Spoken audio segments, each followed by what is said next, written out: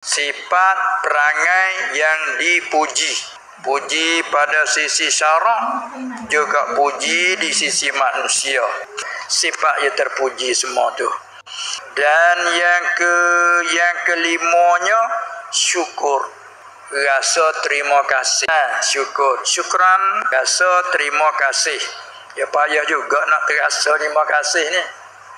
Kadang-kadang kita tu terima kasih kalau nampak orang beri kita tak, kita kata ucap terima kasih.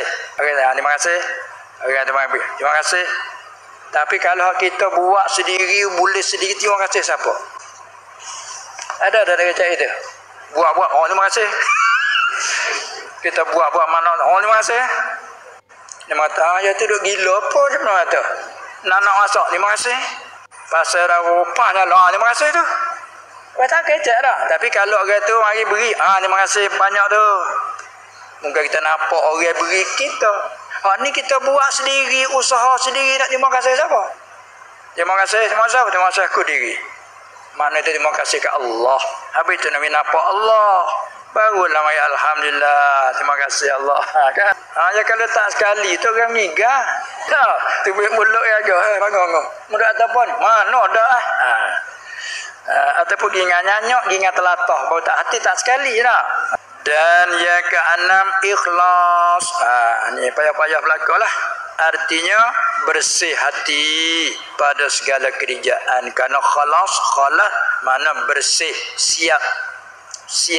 Kalau orang Jawa dia cakap siap, dia cakap gitu. Bagaimana kamu? Siap. Boleh kita pergi? Siap. Gak siap tu dekat dengan luar siap. Siap kata apa?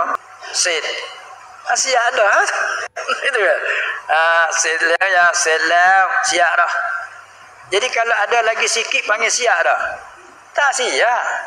Ya kena sudah habis baru panggil siap dah. Rumah sudah siap dah. Tak siap molek lagi. Berarti ada lagi. Siap dah. 100%. Sudah siap 100%. Ikhlas ya siap gitu. Walau bagaimanapun kita mengaji jalan dia, mudah-mudahan Allah memberi taufik kepada kita dah, dapat kita dengan senang mudah. Kalau dia tak beri taufik kat mana semata-mata kita nak dapat. Dan yang ketujuh, tawakal. Apa tawakal? Serah. Itu dah panggil wakil itulah.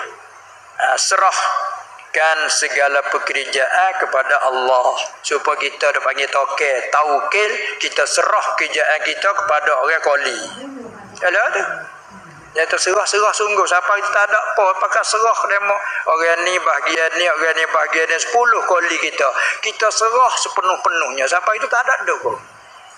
Tak ada hadu. Pakai serah sungguh ke demo. Itu kan? Kerana kita harap. Cuba tak harap, mana kita nak serah. Siapa anak koci tempat jaga duit, terserah. Ni kau serah kamu. Jangan orang lain. Kau harap kamu sepenuh-penuh. Tak harap sungguh. Maka kita nak harap tentu kita kenal orang ni orang amanah. Tak gitu kan? Orang hati jujur, hati luruh. Lepas tu kita serah tu. Apa kata kita kenal Allah? Takkah Allah amat adil? Takkah Allah ni amat kasih saya? Ya. Tu dia panggil tawakal. Wa 'ala Allah falyatawakkalul mu'minun. Dia kena bina di atas akidah.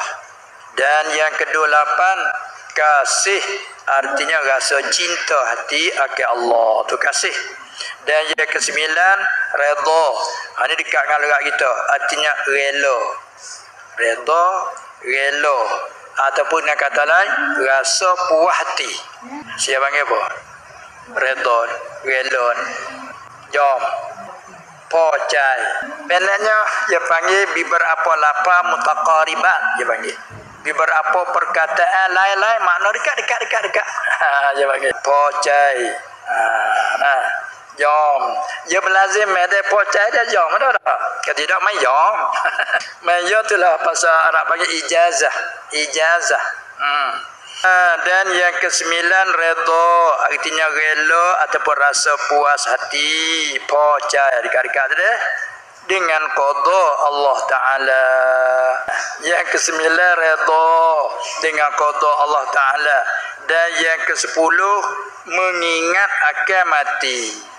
Dan selagi akan hamba sebutkan semuanya itu dengan tafsil, yakni hamba akan sebut dengan jalan huraikan satu persatu lah dengan 10 bab.